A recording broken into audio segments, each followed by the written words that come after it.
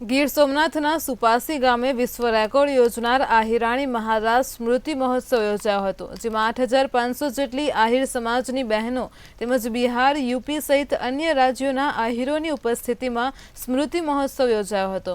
આ સ્મૃતિ મહોત્સવ પ્રસંગે ગીર સોમનાથ જિલ્લાની 4200, જૂનાગઢ જિલ્લાની 3800, જ્યારે પોરબંદર જિલ્લાની 500 બહેનોએ હાજરી આપી હતી।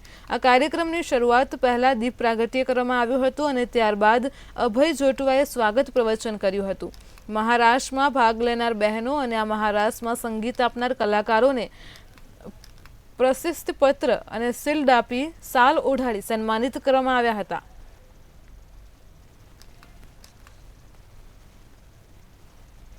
જૂનાગઢની 3800 બહેનો, 533 પોરબંદરની અને કમિટીઓ બહેનો, આ બધા જે આવ્યા છે એમનો ખૂબ ખૂબ આવકારું છું।